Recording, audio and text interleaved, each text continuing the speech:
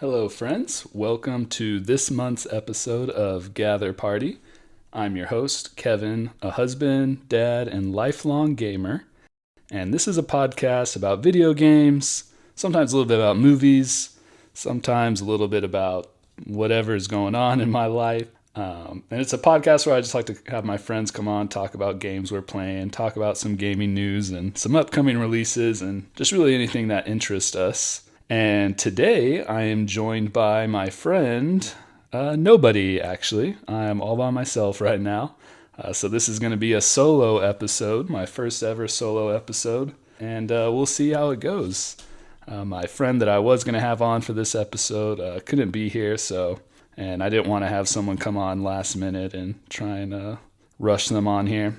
Which, by the way, shout out to my friend Bogey, who was a guest of my last episode. He came on last minute for that episode.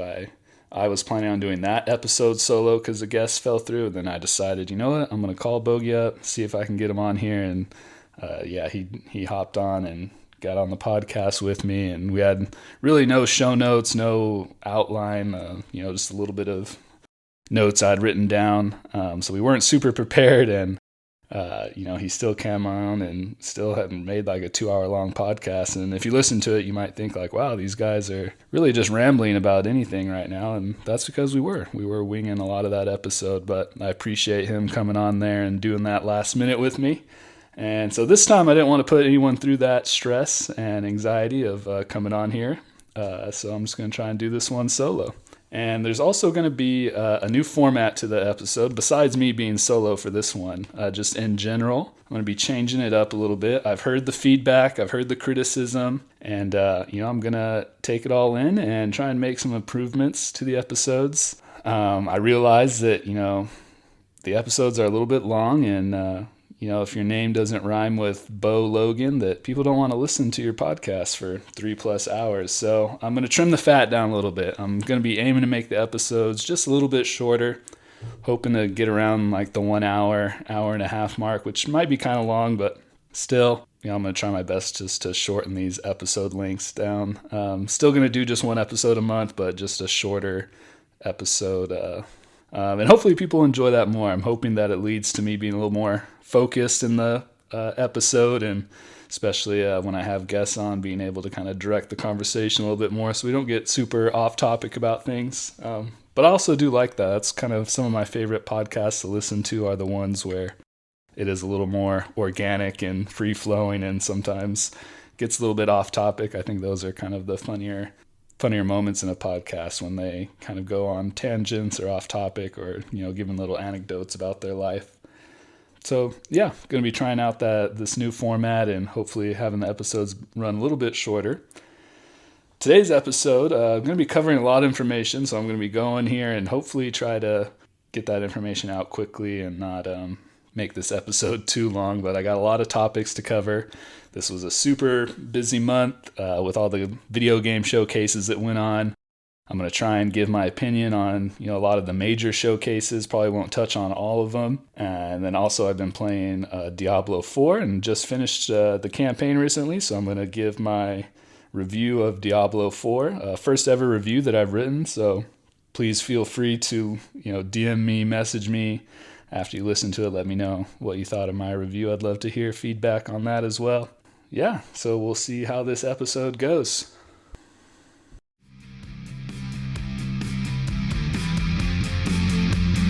You must gather your party before venturing forth.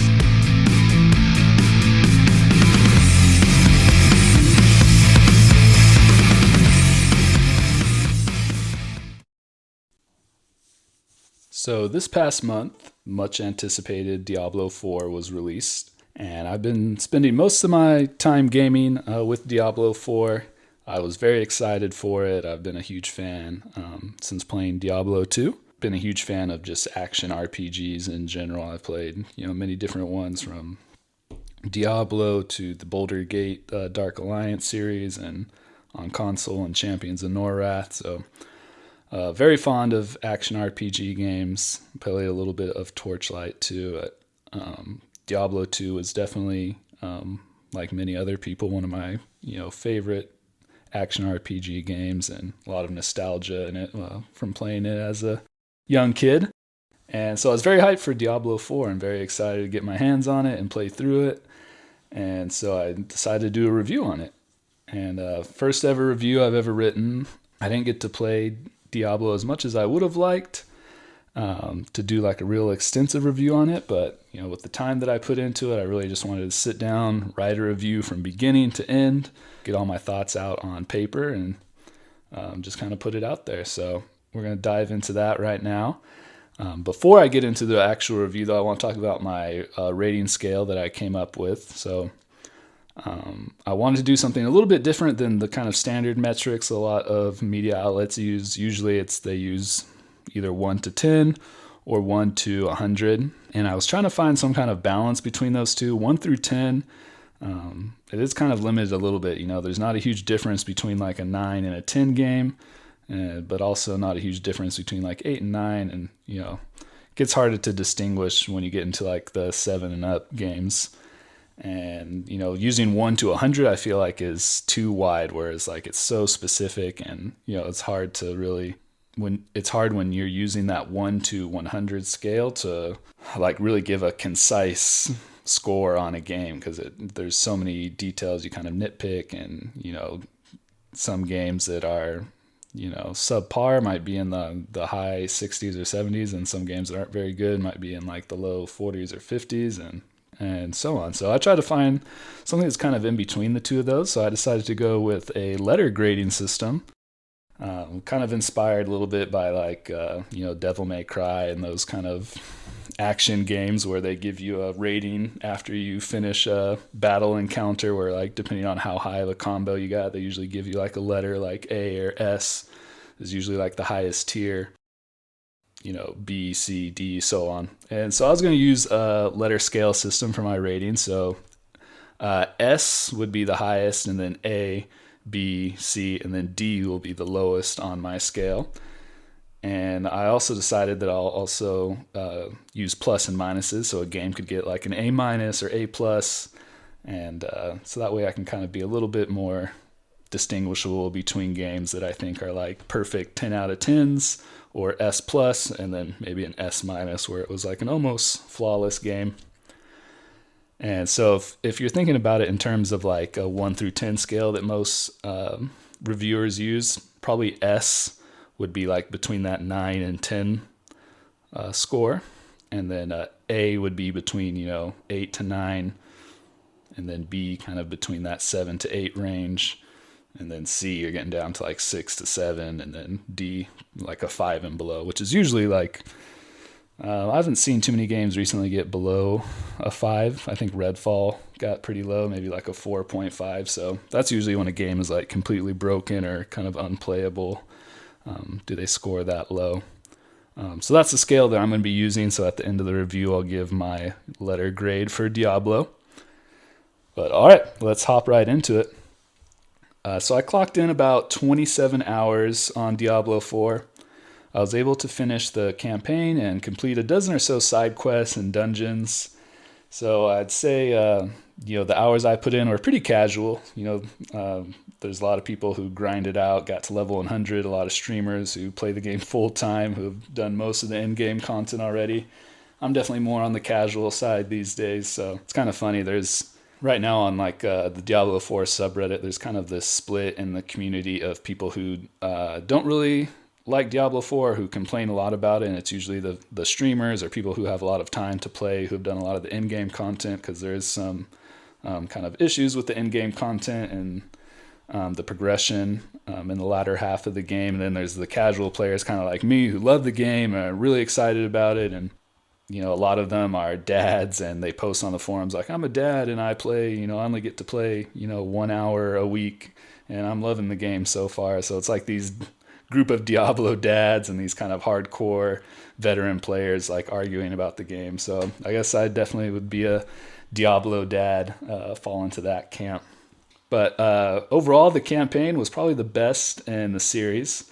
I played through Diablos 1, 2, and 3, and Blizzard really changed up their storytelling formula. In previous games, the story was told through, you know, kind of a wall of text. You kind of get to an NPC, you'd listen to this long monologue by the NPC giving you some background and explanation about what's going on in the world, and then you go out into the world, find dungeons, complete quests, kill a boss, and then return to town, listen to another wall of text by an NPC.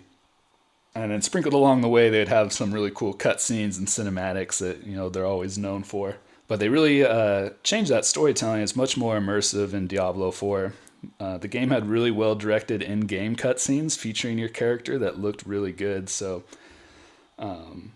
typically in any Diablo or any RPG, ARPG that I play, I usually care very little about the story and just want to get straight into the killing and looting as quickly as possible. But Diablo 4 had such a strong first act that I was really invested in the story early on, and the characters. The voice acting was really well done and really well written. I don't think there was ever a voice line that I was heard and I was like, oh, that sounds a little cringy or forced. So it was all very well done. And I was able to complete some of the side quests. The side quests didn't add much to the world building, in my opinion. You definitely had, you know, your typical kind of RPG side quests in there. You know, fetch quests, go here, collect this, kill this thing, and then run back, get your XP. So they definitely had that in there, which is okay. I mean, for an action RPG game about grinding and leveling up, you kind of need those side quests in there.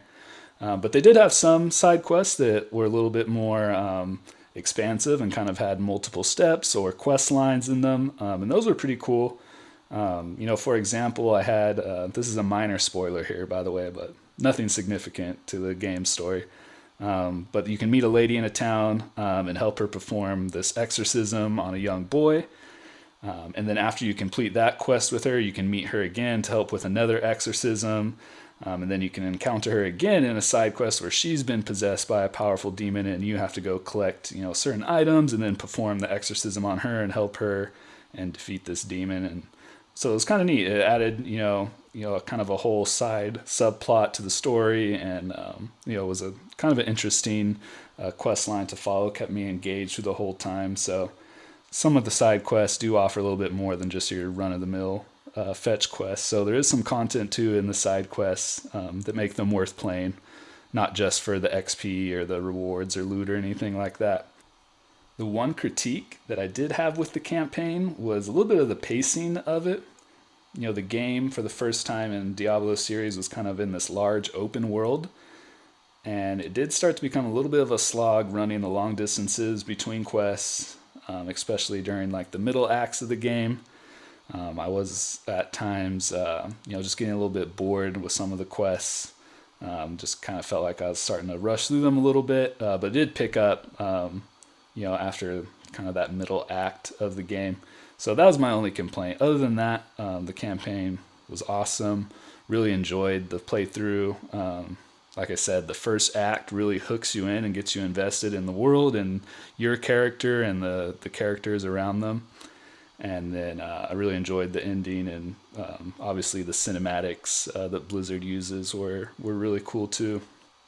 Visually, this Diablo has a much darker tone, similar to Diablo 2's art style, which I think is a really cool tone for the game. I wasn't a big fan of Diablo 3, and one of the reasons was kind of the brighter, vibrant color scheme the graphics had. I really liked the dark gothic look of Diablo 4, and everything looked really crisp and well done. From the characters, the enemies, environments, it all looked really pleasing to the eye.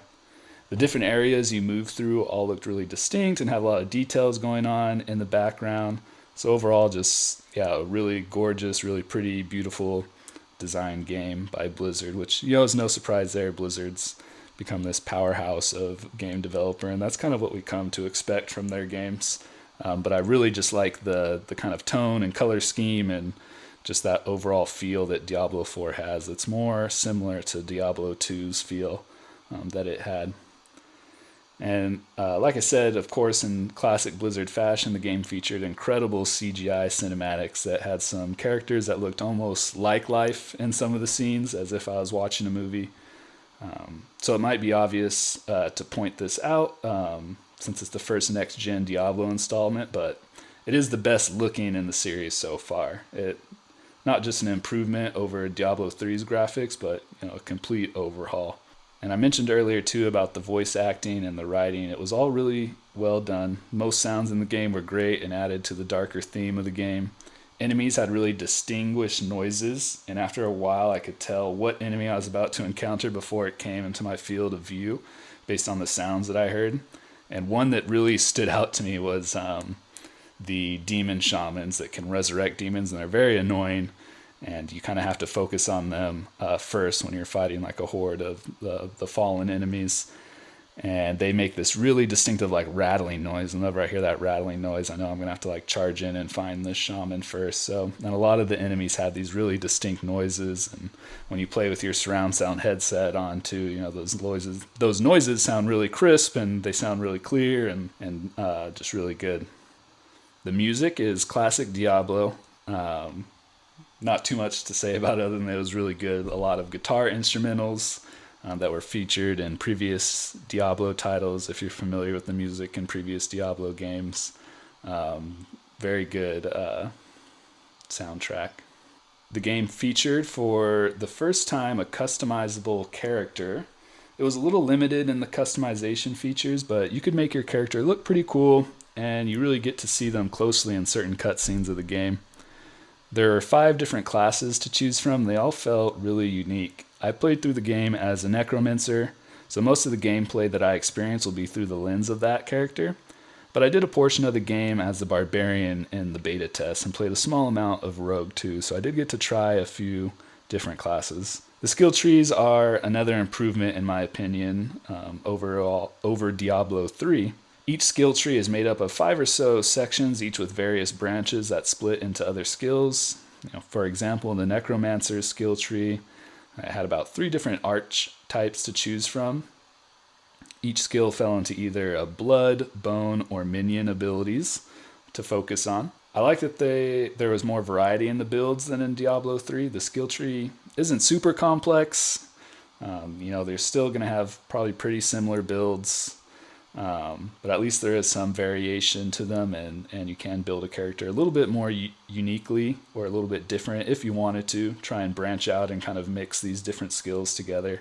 I still felt like you didn't want to mix and match too many different skill types. It still felt like I should optimize into one, so I kind of focused on the blood skills for Necromancer, and it seemed like it worked pretty well through most of the campaign. I didn't really have to change up too much of what I was doing. Combat feels really good. My abilities had really cool animations and visuals that felt really satisfying to use. The game has 2 different difficulties to start with. In the game, they're called world tiers, and it determines the strength of enemies and the loot drop rates, as well as XP and gold. And so I played through on world tier 2, which would be like a medium to hard difficulty. And I didn't die often, and when I did, it was usually just from not paying attention to my health. Most fights I was able to do without using all of my potions, so the difficulty didn't seem to be too great or too hardcore for me. Level scaling is a bit different in Diablo 4 compared to other games, where typically in like an action RPG game and Diablo games, you can do side quests and you could do optional dungeons and kind of level up your character and become kind of overpowered and just be able to steamroll enemies. But the world and enemies level with you in Diablo 4, so you're never over or under leveled for most instances, which this kept combat feeling challenging throughout the entire campaign. But I did miss the feeling of being overpowered and just decimating, elite enemies and bosses. It kind of de-incentivized me wanting to go outside of the main quest lines and do side quests and optional dungeons because I knew the world was going to level up with me. So other than wanting to get loot or some other kind of items, wasn't really much incentive for me to kind of go out and try and level up my character in between story missions. The gameplay loop of Diablo has always been kill enemies, clear dungeons, loot, and then run back to town. Sell your stuff or upgrade it, repair it. Diablo 4 really leaned into that, and it's just as addicting as ever. It's still a really fun gameplay loop. Has kind of a new aspect to it, being an open shared world that has these optional dungeons to explore, random events on the map, and world bosses, and all these other players that you can encounter out when you're exploring. But overall, the gameplay, it's fun, if not more than it's ever been in the series. I will add a caveat to this review that I only finished the campaign and got to about level 47 at the time of recording this review right now. So I haven't got into the in-game content and can't speak too much on it. How the in-game content works is when you reach level 50, you stop adding points to your skill tree that you've been leveling up, and you unlock what's called Paragon skills, which are just various passive abilities to choose from to increase your damage and defenses for your playstyle so that you can survive on higher world tiers and get more rare item drops. So I haven't been able to check out those Paragon skills yet and play through that in-game content. I know that it is a hot discussion right now, the in-game content in Diablo 4. A lot of the kind of hardcore players that have been grinding out since the launch of the game, and a lot of the streamers who have been playing, almost every day and have cleared through most of the in-game content, felt that it was a little bit underwhelming and not very satisfying. But I'm sure there's going to be changes to that. I mean, Diablo 3 kind of had the same issue, and they really revamped the series and through patches and updates, and I'm sure this game is going to be the same, where they're going to keep adding those updates. We already know there's going to be seasonal content for Diablo 4, so I'm sure that in-game content is going to change over time, but I am excited to get into that content next. The multiplayer in Diablo is probably one of the weakest parts of the game, which is surprising since it's almost like an MMO game they tried to make, how it has this open and shared world between players, but playing and communicating with other players was a little bit lacking. There's not like a world or public chat or any kind of group finding mechanic built into the game. So if you wanted to find a group and you're not playing with your friends, you'd have to use something outside of the game, like a Discord channel or like an Xbox LFG post or something like that. So that was a little bit disappointing. Hopefully they add some features to the game where you can kind of communicate more with other players. I did play through a portion of the campaign with a friend.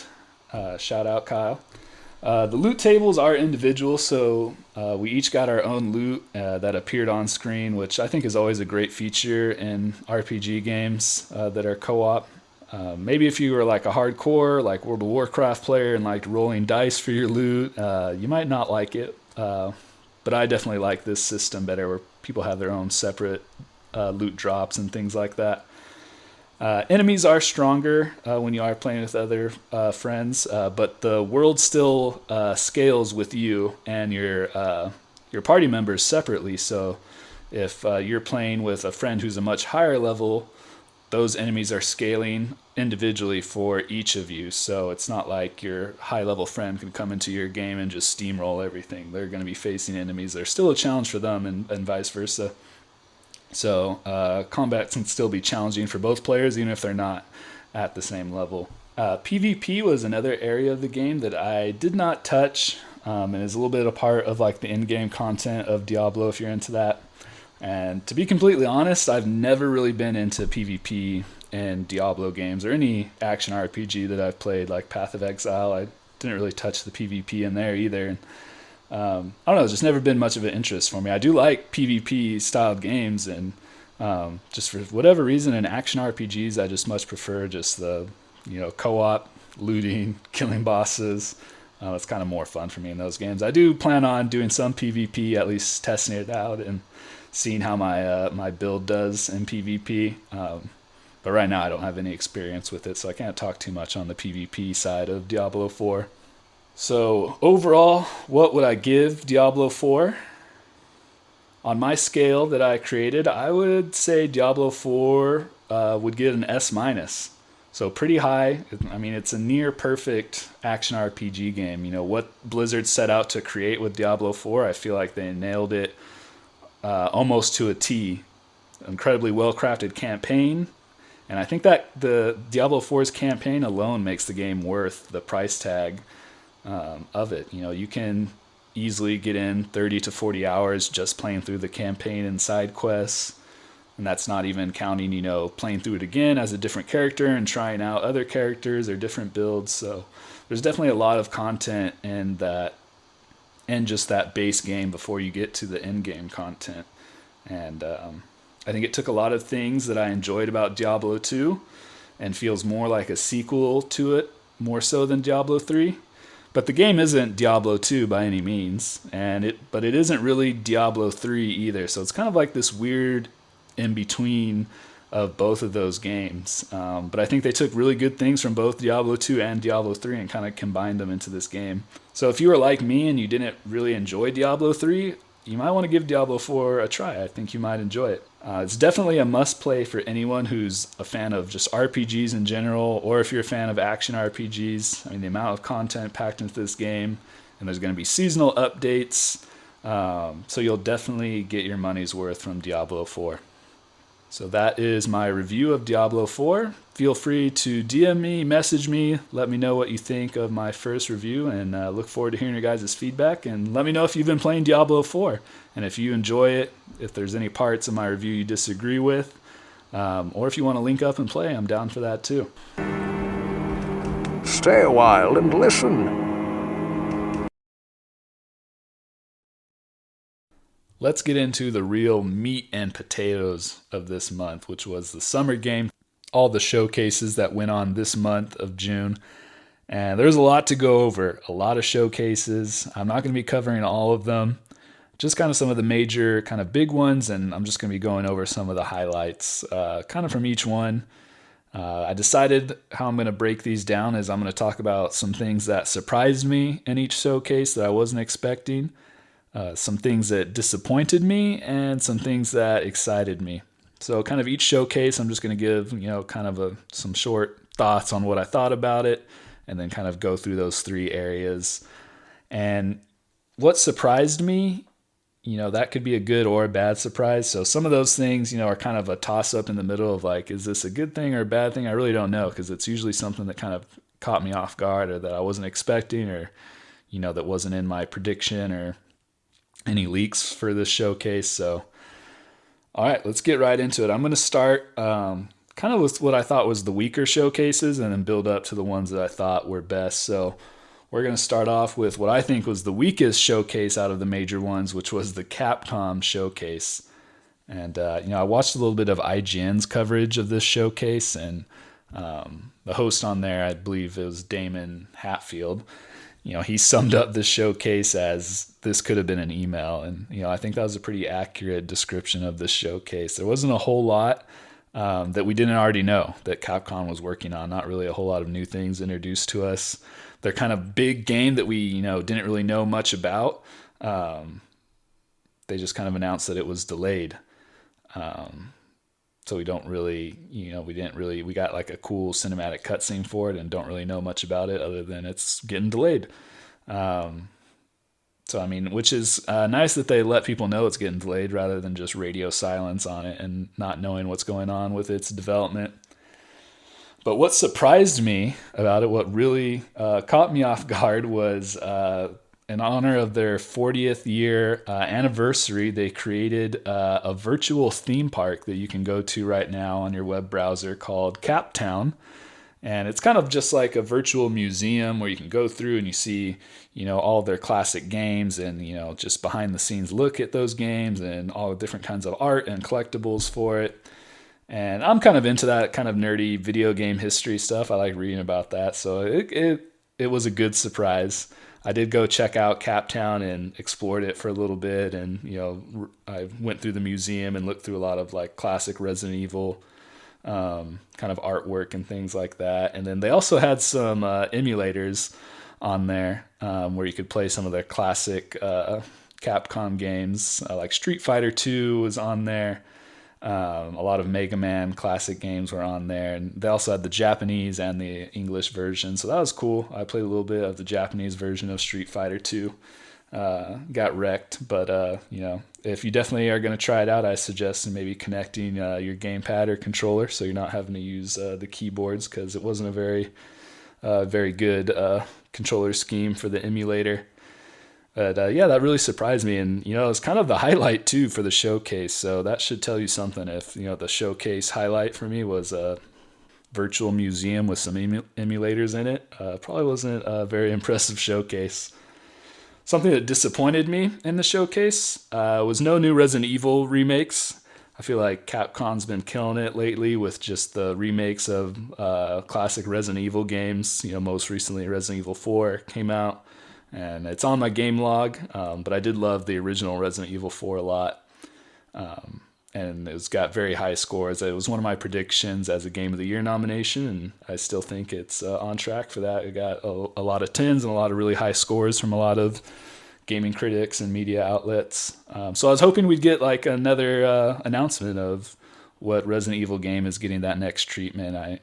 There's a few others that I think would really benefit from it, like Resident Evil Code Veronica, or maybe Resident Evil 0 are the two that come to mind that were kind of classic games that have been remade once already. But I think getting that remake treatment, like they did with Resident Evil 2 and 4, could really change and improve those games. I don't think they're going to remake Resident Evil 5. That would be interesting if they try and do. I think Resident Evil 5 could also really benefit from a remake. I think there's some major changes they could make to that game. They really leaned into the action side of it, and there's just some things about the story and progression that were a little bit funky in Resident Evil 5. So I definitely think a remake of Resident Evil 5 could be good, especially since it has that co-op feature. I think it could be a lot of fun with some changes to the gameplay and story.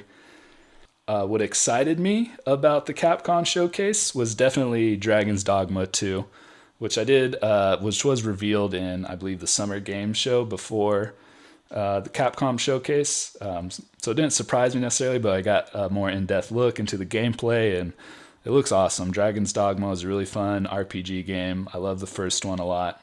Had a really unique companion system where there wasn't an actual multiplayer co-op system, but you can kind of recruit other players' companions. Like they had, I believe it was like a tavern that you went into in the first one, and you can kind of see other players' companions, and you can, recruit them to join you on your journey. So it was really cool if you like created these cool companions and leveled them up, and then they could go out and earn XP with other players. And I thought it was just a really interesting, cool system. But yeah, Dragon's Dogma is kind of like this combination of like Monster Hunter, Dragon Age. It was a really cool game. So I'm really excited for Dragon's Dogma 2. So the next showcase that I think was one of the weaker ones would be the PlayStation Showcase. I think it was weaker just in, one, the pacing was a little bit weird. They had some weird announcements in there about their new headphones, and also this weird kind of handheld PS5 that they're working on, which kind of just looks like a large tablet with half a PS5 controller on each end. I don't know. Maybe it'll be cool. We'll see. But yeah, it was one of the things that surprised me, which it's kind of a negative surprise, was just the lack of exclusives in the PlayStation Showcase. Usually PlayStation is just, their heavy hitters are all PlayStation exclusive, but the showcase didn't have a ton, and most of the games that were mentioned aren't going to be exclusively on the PlayStation. I remember after watching the PlayStation Showcase, there was a tweet made by Xbox with the list of all the games from the PlayStation Showcase that are also coming to Xbox, and I just thought that was funny. They just had someone on standby just to make this tweet right after the showcase of all the games mentioned in the PlayStation Showcase that are going to be on Xbox. So that was funny. So I was really surprised by just the lack of exclusives PlayStation had. What disappointed me was no mention of Spider-Man release date. Or Last of Us Factions. I feel like there's been a lot of radio silence on the Last of Us Factions, the standalone multiplayer game set in the Last of Us universe. And, with the popularity of the HBO show, it seemed like this would have been just a great opportunity to at least get an update out there, show a little bit of gameplay, show a little trailer, really anything. It could have been not even a gameplay trailer, just a cinematic trailer with the title Last of Us Factions. Give us something. So that was pretty disappointing to hear, because it's been 3 or 4 years since that was announced, and it's been pretty quiet on what's going on with that. So I really thought we were going to get some kind of update or some kind of reveal of Last of Us Factions. What excited me from the PlayStation Showcase was definitely Phantom Blade Zero, which is a PlayStation exclusive, kind of like this third-person action adventure, kind of a little bit of seemed like a Souls-like game maybe with some kind of difficult bosses, but pretty much you play this samurai, and it's kind of set, and it looks like a kind of really dark, grim, dark, feudal Japan setting. The combat looked really cool. It's kind of hard to tell if it was like gameplay footage or cinematic footage, because some of the moves that the character was doing were like really stylized, really cool looking. I wasn't sure if like, is this something I'm gonna be able to do in game? But it looked really awesome. Really cool combat, really cool just aesthetic to the game. It's definitely, if I ever got a PS5, it would be one of those games I'd want to try out and play. Very cool game. I'd suggest you watch that reveal trailer of the game. All right, moving on to the next showcase. We had Ubisoft Forward, and this showcase was pretty good. It was a solid showcase. It had a lot of cool new IPs that they're working on, a lot of gameplay footage, a lot of kind of developer dives into the creating of these games, and it all looked pretty cool. I mean, I got excited for what Ubisoft is working on, which I haven't said that in a long time, because it's been kind of these annual Assassin's Creed games they've just been kind of milling out, and then maybe a little bit of live service games with like The Division and Rainbow Six Siege. They haven't been doing too much. So it's cool that they're kind of getting these new IPs out there, these original ideas, and kind of some new games to try, because Ubisoft was like a powerhouse of a game designer, and made like some of my favorite games growing up. So it's excited to see them trying to get out there and make some new things. One thing that surprised me about this showcase was the Skull and Bones open beta. Skull and Bones is a pirate sim game that Ubisoft is working on, and kind of looks like a spiritual successor to Assassin's Creed 4 Black Flag, which was in a way kind of like a pirate sim game. Probably my favorite Assassin's Creed game. But this game has been through just a development nightmare. It's been years of development and delays, and we haven't gotten much updates on it other than they're working on it and it's being delayed. But now they have an open beta coming, which means they have the game, mostly done. I'm sure there's going to be a lot of things they need to fix from the open beta, but at least there's an actual game that we can try and play now. So that's Skull and Bones. So I was surprised that we got an update on that. I thought they would have just kept it under the rug like they have been for so many years. Something that disappointed me in the Ubisoft Forward was the announcement of the Captain Laserhawk Blood Dragon anime. And the anime itself didn't super disappoint me. The trailer looked like an anime, looked entertaining. I'm not super into anime anymore, so I don't watch a ton of it. But what was weird was just the guy who came out to announce it and talk about it just didn't seem like he was into it at all. He came out in this full Blood Dragon kind of cosplay, but just looked super annoyed. Like he came out there, just stood there in his cosplay, stared at the crowd, took like a big deep sigh, took his cool little sunglasses off and just like stared at them and like he pretty much said like he didn't want to be in this costume, and then just kind of went on about how this anime was being worked on and got delayed, and kind of talked about all the kind of troubles they went through, but they're really excited for it now. And it was just a really awkward and odd presentation, and it really killed kind of the momentum in the showcase. One thing I was excited for, one of their original games that they're working on, Star Wars Outlaws. And this one was also announced at Summer Game Fest. Or no, it was announced at the Xbox Showcase, I believe. So I did already know about this one, and they had said that there was going to be an extended look into it, so I was really excited to see more of it. It's a action adventure game set in the Star Wars universe, where you play as kind of this outlaw smuggler character, and looks really cool. I like when Star Wars games go off the beaten path of like the Jedi stories, and there's a lot of really cool world and story in like the underground criminal world of Star Wars. So I'm excited they're gonna have a game kind of in that setting. The protagonist looks really cool. She kind of has that kind of vintage Star Wars look with like her hairstyle, kind of looks like something from like the 70s. So I like that vibe too, that it's kind of going to kind of that classic Star Wars look, and looks really cool. And I'm really excited for it. I didn't get into Star Wars Fallen Order or Jedi Survivor. and it just feels like too late at this point because I don't have the time to play through both of those games.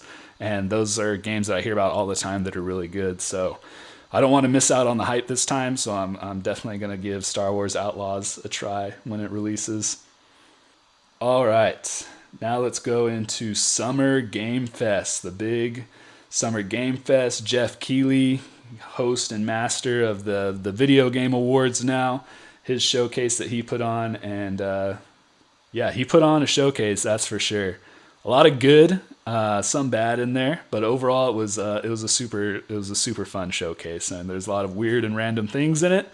But overall, I mean, it built up a lot of hype, showed a lot of cool things, had a lot of cool guest star appearances and things like that. And Jeff Keighley did even a couple little interviews with some game developers right there on stage, and you got a lot of cool looks into the development of these games. And overall, it was a really fun showcase. He did really well with it.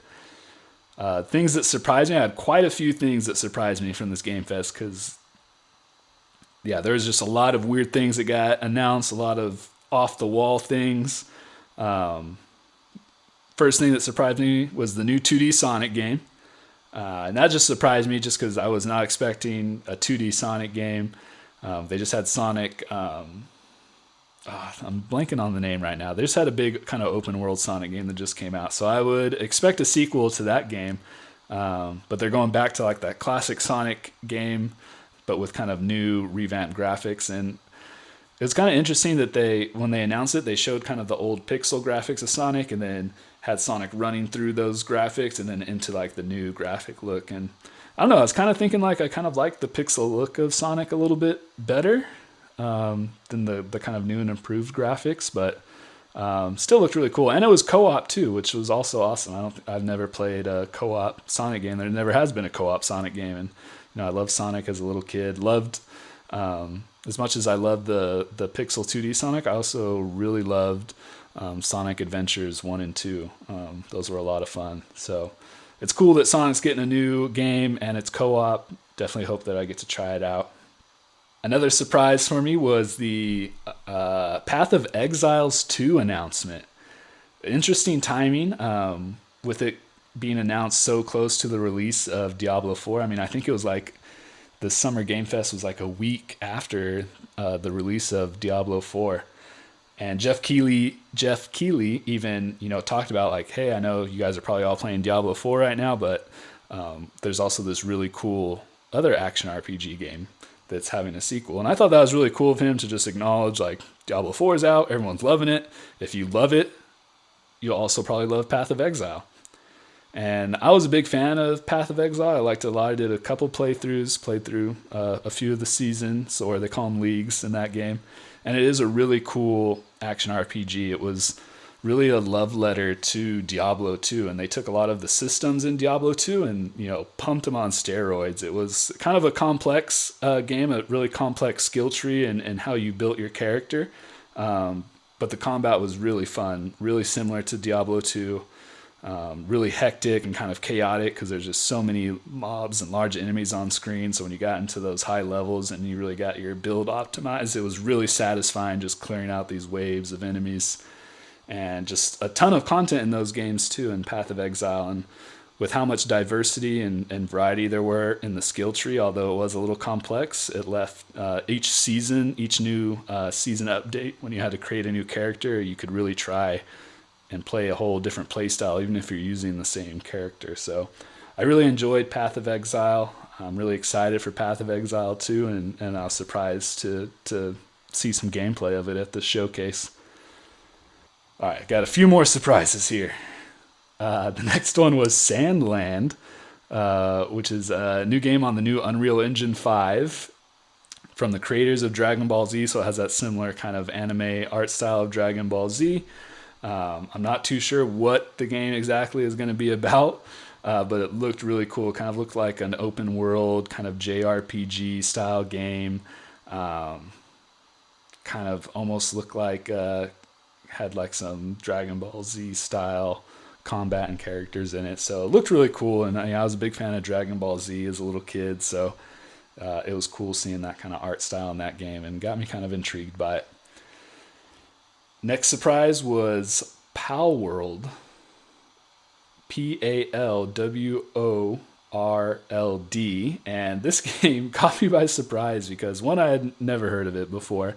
And in the gameplay footage, it was essentially Pokemon. You know, you catch these creatures that look very similar to Pokemon, but instead of using Pokemon-like abilities when they fight each other, you equip them with guns. So you're catching these creatures and equipping them with guns, and then they fight each other. They shoot each other. So it looked super funny, super kind of crazy, over the top. And I remember there was one creature that looked just like Pikachu. It was like a big yellow rat that it had like a minigun that it was using to attack. So kind of a cool concept, kind of wacky and crazy, but really excited to see more of that one. And then last surprise was the big reveal at the end. Kind of Jeff Keighley kind of built it up a little too much, I think, because I don't think the hype quite met the reveal, but it was the reveal of Final Fantasy VII Rebirth, kind of this sequel to Final Fantasy VII. And from what it looked like, it was kind of like almost like a restarting of the storyline, and kind of like it says Rebirth. So I don't know if I can call it a direct sequel. But it looked really cool. I mean, the graphics looked really good. It looked like it was kind of, from the gameplay we saw, a little bit of maybe like an open world. So not just like an overworld like classic Final Fantasy VII was, but kind of like this big open world now for you to explore. And that was cool. And then what surprised me at the end was they announced that it was on 2 discs, and they seemed like really excited about it being on 2 discs. And I just thought that was funny because, classic Final Fantasy games on like the PlayStation, when I first played Final Fantasy VII, I think it had like 3 discs. And I think Final Fantasy VIII had maybe 4 discs. So that was kind of like back then it was like such a big deal to have like that many discs. Like, this game is so massive, it has 3 or 4 discs, and then it kind of became a negative thing where, like, if you couldn't fit your game all on 1 disc, is like kind of a bad thing, because one, that's a lot of production costs. Like, to make multiple discs for a game, that kind of really adds to the cost of making the game. More recently, there's been some games that have been on multiple discs. The one that I think is most recent that I can think of would be Red Dead Redemption 2. If you bought the physical game, I believe it was on 2 discs. And that was like this, well, now it's 1 generation behind, but pretty close to this generation of consoles that we're on. But I just thought it was funny that, like, they were so excited that it's on 2 discs, because now that's like a nostalgic thing to have multiple discs for a game, because you don't see that anymore, especially with digital downloads. If you play games digitally like I did with Red Dead Redemption 2, they're, no discs. So that was just funny to me. But yeah, Final Fantasy VII Rebirth looks really cool. I haven't played Final Fantasy in a long time. I think 13 was the last one that I played. I know 16 just came out now, and it was really good. So might be a time to jump back into Final Fantasy. Maybe I'll give Rebirth a try. All right, so those were all the things that it surprised me about the Summer Game Fest. What disappointed me was just the kind of fluff they added in. There's a lot of weird pacing things in this showcase. They showed quite a few like just season updates for games to live service games like Call of Duty and Fortnite, and it's like, I don't really care about that stuff. And I know there's an audience for that stuff. I just feel like it's not, like, that's not what a showcase should be, like seasonal updates for games. No one wants to see that. It's just like, a little bit more content added to their live service game with like a fancy cutscene, and I don't know, but I get it. I'm sure like Jeff Keighley's also trying to make like profit off this, and being able to pay all the people that work for him, so he's got to add these kind of fluff pieces in there. But it just really affected the pacing of it. What excited me about some of the announcements, some of the games that I'm really looking forward to playing that I saw from Summer Game Fest was Toxic Commando. Had a really cool cutscene. It's like a first-person shooter. Kind of almost, it reminded me a little bit of Left 4 Dead. And what I saw is just massive hordes of zombies chasing after you. You're trying to mow them down, but also kind of looked like it was in like this open world setting, because then it showed them all in a vehicle, like big armored truck driving through all these zombies. Looked really cool. The cinematic cutscene with all the characters in the game talking, they were all like kind of like inspired by like 80s and 90s action movie stars, and their dialogue was kind of cheesy and goofy, and it just looked really cool and like a really cool concept. And With Back for Blood being kind of the disappointing sequel to Left 4 Dead 2, this looks like it kind of has those elements of Left 4 Dead in it, but kind of with a new twist to it, with being like an open world and, kind of this vehicle you can move around in and play with other players. So I'm hoping it's not like a live service game of, doing the same thing over and over again and grinding out a battle pass. I'm really hoping that it's like a story driven game where you can kind of hop in with your friends and play through like a really awesome campaign and really awesome adventure together. Also, it was written and directed by John Carpenter, who's like a famous horror movie director. So really cool that he's on it too, because he obviously has a lot of storytelling experience. So that gives me hope that it's going to be kind of this more story-driven game. And I just love the kind of 80s, 90s action movie kind of theme it has going on. Grew up watching movies like that as a kid, so it definitely has me excited. Also excited for Alan Wake 2. We got some gameplay reveal for the survival horror game. And it looked really cool. Not only just visually looked really cool, but the whole aesthetic of the game. And it's kind of Jeff Keighley had the developer come on and share a little bit about the game and explain the story a little bit. And, they wanted people to have, if they didn't play the first Alan Wake, to be able to jump in to this game without knowing it. So it is a sequel to Alan Wake, but almost its own separate story where you don't need to have played the first one, because I never finished the first one. So that got me excited that I can kind of jump into this one that looks really awesome and play through it. And then last thing that excited me from the Summer Game Fest showcase was the Twisted Metal show. Twisted Metal was a beloved game of my childhood on the PlayStation, playing Twisted Metal 1 and 2. Had a lot of fun with it. I really wish they would bring back those style of games. I don't even know what the name of the genre would be. The battle car, destruction games, like Vigilante 8 and Twisted Metal. But yeah, the show, it looked ridiculous. I'll be honest. I don't know if it's going to be good, but I'm excited to see it. I'm loving the popularity of all these video game shows and movies that are coming out and being worked on.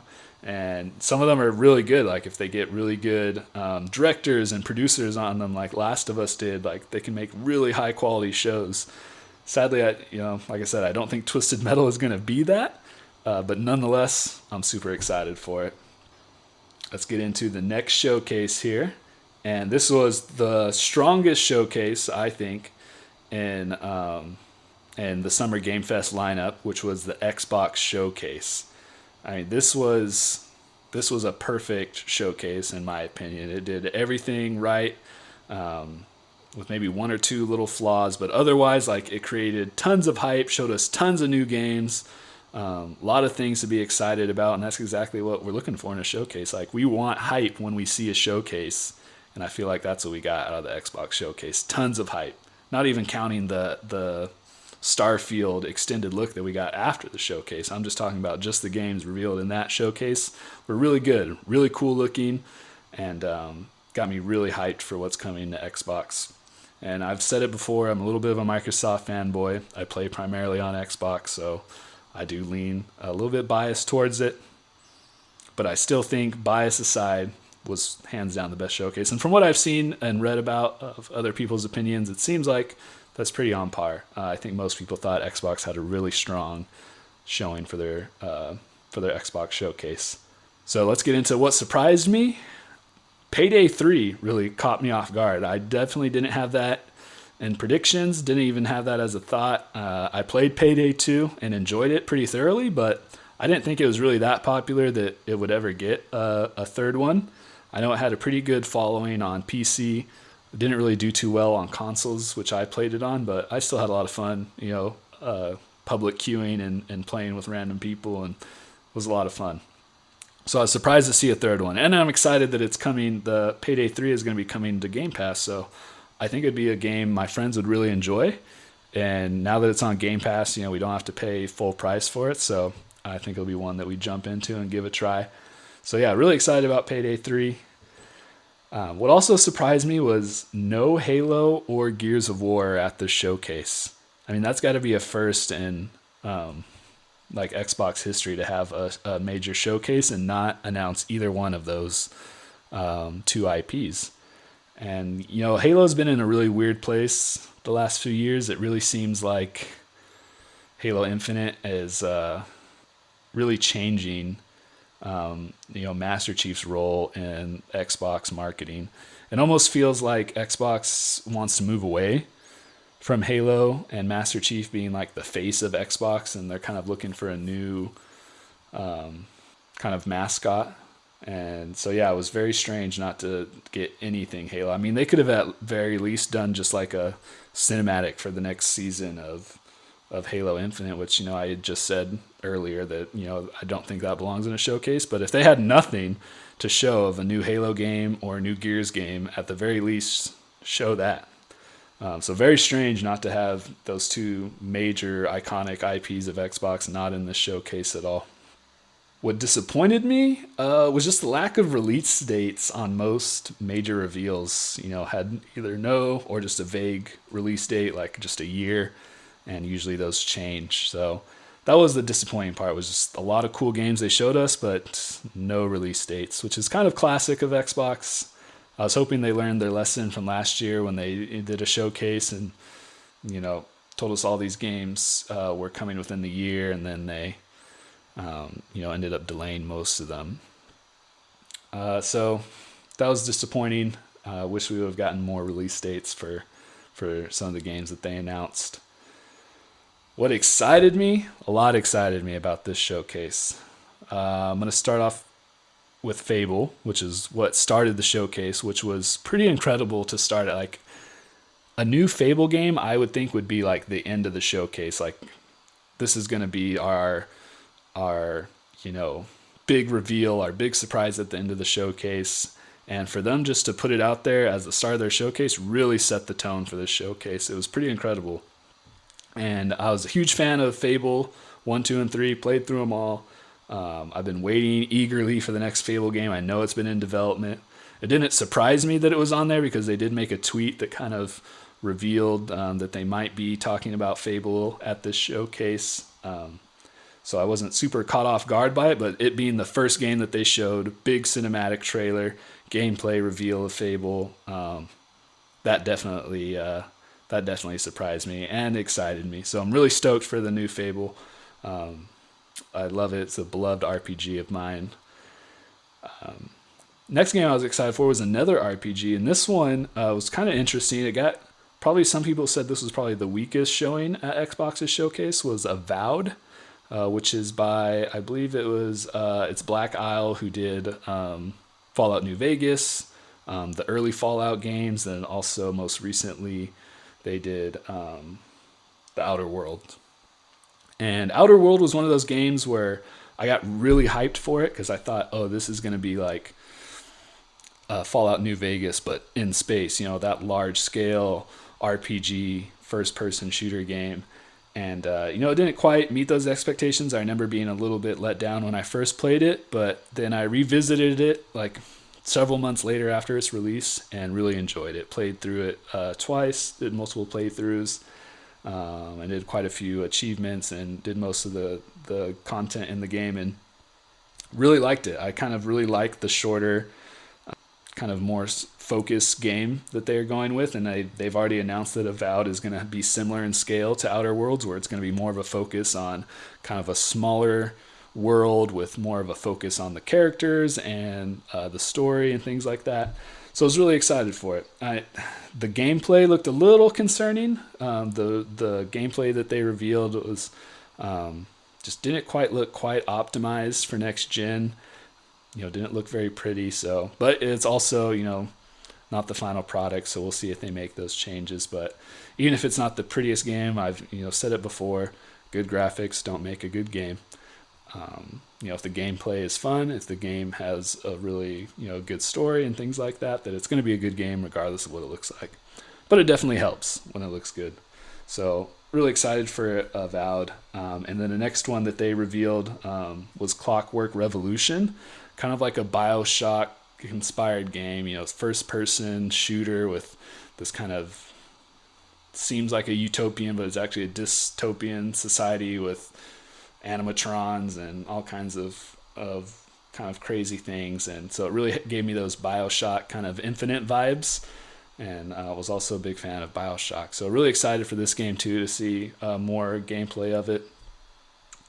And then obviously, I feel like I have to say that it excited me, but I think we are all excited about it, was the Starfield extended gameplay reveal and kind of deep dive into Starfield, and got me just even more hyped for it. I mean, this game was my pick for Game of the Year, and it's not even out yet. So I'm still, after this extended look into the gameplay, I'm even more so riding that hype of this is going to be, the greatest game of, the last decade. And that's probably unhealthy for me to do because, that's how you set yourself up for disappointment when these games launch. But I really believe in Bethesda. I believe in, the work that they've made. They've made some of my most beloved games that I've ever played.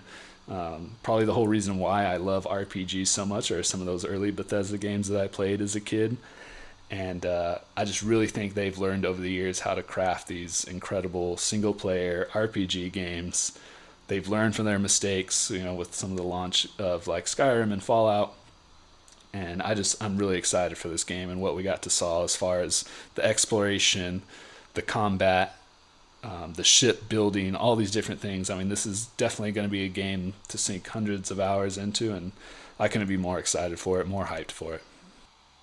All right, and then the next showcase that I'll go into wasn't part of Summer Game Fest. It was the Nintendo Direct, so it's not last because I think it's like the best showcase this month, but I still think that was Xbox. But just since it came later after Summer Game Fest, I'm doing it here at the end. So talk about the Nintendo Direct, what surprised me, what disappointed me, what excited me. What surprised me was the big reveal at the end for the new 2D Super Mario game. And why that surprised me was because, they had Super Mario Odyssey, which was huge success, really beloved Mario game, sold really well, had incredible reviews, Game of the Year contender. I really thought the next Super Mario game was going to be like a Super Mario Odyssey 2, kind of like they did with Breath of the Wild, where they saw the success of Breath of the Wild, so they made, the sequel Tears of the Kingdom. It's doing, just as good, if not better, than Breath of the Wild did. So I thought Super Mario Odyssey would get that same treatment, and that would be kind of their big announcement for this showcase, this Direct. But they ended up announcing a new 2D Super Mario game. And it looked like Super Mario. Looked fun. Not too much else to say. It looked very interesting. One of the things that they revealed was now Super Mario has the ability to turn into an elephant. And it was really interesting because in previous Super Mario games, Super Mario can, get these kind of special powers like the frog and, the raccoon tail to help him fly, and like he'll look like a little raccoon or wear like a little frog suit. But this was him actually turning into an elephant, not just wearing an elephant suit and getting some new ability. So that was kind of interesting. I don't know what the lore implications are for that, if this means that Mario has the ability to just shapeshift into animals. So whatever, it looks cool. So that surprised me. And then the Batman Arkham series trilogy releasing for the Nintendo Switch really surprised me. Great games. Love the Arkham series. I think 1 and 2 are awesome games that I think will run really well on the Nintendo Switch. I'm not sure about Gotham Knight. That one was originally on PS4 and the Xbox One. And I think there's going to be some serious optimization issues on the Switch for it, so I'm interested to see how that goes. But I was very surprised. I feel like of all the games they could have tried to bring onto the Switch, it was strange that they went with Batman Arkham Trilogy, but also really awesome because those are really great games. So if you've never played the Arkham Trilogy and you own a Switch, I think that'll be a great time to play through them. I definitely recommend them. What disappointed me about the Nintendo Direct was no new hardware announcements. Was really hoping we'd get at least some kind of teaser to what they're working on. Are they going to do a Switch 2? Are they going to do a whole new system? Nintendo kind of has the theme of not doing a continuation of a system. So, they went from the Wii I guess they kind of did a continuation with the Wii U, but then they came out with Nintendo Switch, and same thing. Nintendo 64 went to the Nintendo GameCube, so they kind of like to create brand new systems, whole new games, whole new operating systems, all that stuff. So I'm interested to see. But this Nintendo Switch has probably been their most successful console ever, so I feel like they're going to want to make a improved version of the Switch, a Switch 2. And I was really hoping we'd get some kind of announcement on that. My prediction of when we get a Switch 2 or just the next Nintendo console, I've heard mixed things from a lot of different people. I think I've heard people say by the end of next year. I've heard people say 5 years. Some, pretty wild things out there, pretty wild speculations about the next Nintendo console. I definitely think I lean more to the end of next year. I think we could see a new Nintendo console. At least that's what I hope for. I've really been holding out on buying one because I feel like it's just around the corner, but I've been saying that for like 3 years now, that the next Nintendo console is just around the corner and to hold out, and I really want to Switch. And then what excited me, one of the games on there that excited me was Myth Force. Super cool looking game, a first person kind of dungeon crawler, roguelike game. But heavily inspired by like 80s cartoons like He-Man and Thundercats. So it had that kind of 80s cartoon vibe to it, kind of silly and goofy. It looked really cool. I believe Myth Force is a show. I could be wrong. I didn't research it, so I'm not too sure off the top of my head. But I think Myth Force is like a show, also kind of like a comedy show that kind of is a spoof of those old 80s cartoons. But I really liked the vibe of this game. It looked really cool. Looked really fun. I like that it's co-op and kind of don't have to invest too much time in it. Just kind of jump in with friends, clear some dungeons, and have a laugh. So looked really cool. I was excited for Myth Force. I'll definitely be checking out the reviews for it and see how it does. All right, and that is kind of my thoughts and opinions on kind of the major showcases we saw this month. There was a lot of other showcases that we had this month, like the PC showcase, and there was also a lot of indie ones that I didn't cover. Just for timing and trying to keep this episode length a little bit shorter.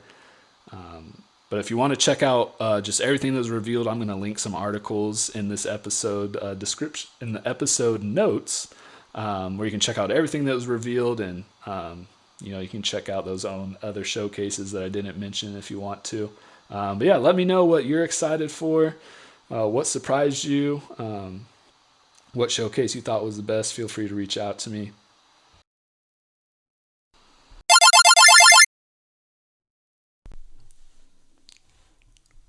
Couple last things that I want to hit you guys with. One is what I'm looking forward to playing this next month.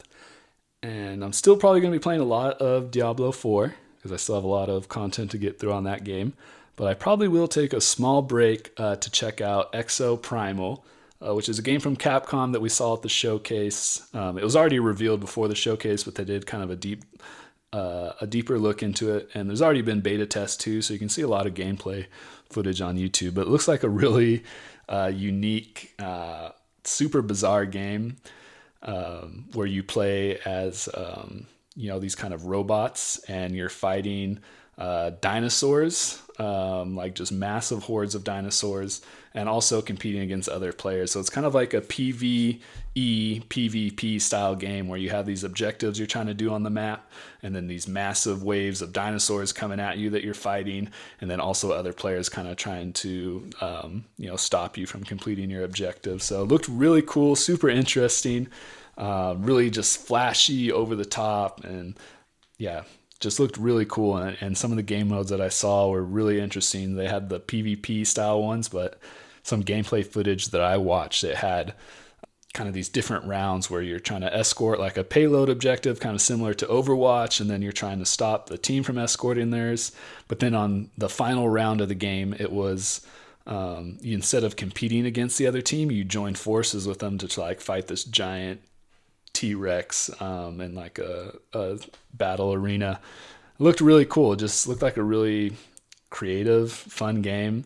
It is going to be a live service game, so I mean that's a little concerning. Is it going to be just kind of a repetitive grind? Is it going to get old fast? I don't know. Looks really cool though, and it's coming straight to Game Pass, so that's another reason why I'm willing to give it a try. It's coming on to Game Pass. I'll be able to try it out with my subscription, so I'm really looking forward to that game. Let me know if you're looking forward to it too. DM me, message me. Maybe we can link up and play through it when that releases. And that one is releasing, Exoprimal is releasing on July 14th, and it'll be available on PS5, PS4, Xbox Series X and S, Xbox One, and PC, and it's coming straight to Game Pass. So definitely one that I'm going to try out this month. Probably on the end of, probably on next month's episode, I'll be able to share a little bit of my opinions on it. Not sure if I'll write a full review like I did for Diablo, but definitely give my takes on it. And last thing that I want to hit you guys with is I don't have a guest on here, so I can't do video game character 20 questions, but I did want to hit you with some fun facts. So I'm going to call this segment This Day in Gaming.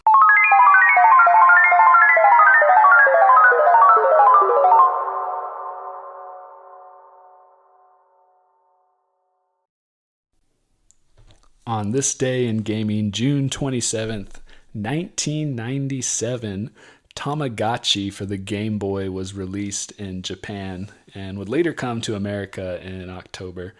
And Tamagotchi was, such just a iconic and nostalgic staple of my childhood. I remember everyone having the little tiny Tamagotchis that would hook onto your backpack, and I actually owned a copy of this Game Boy game, so I actually got to play it as a kid. And I was never super good at keeping my Tamagotchis alive, but I think I was just into it just because all of my friends were literally, playing these at school.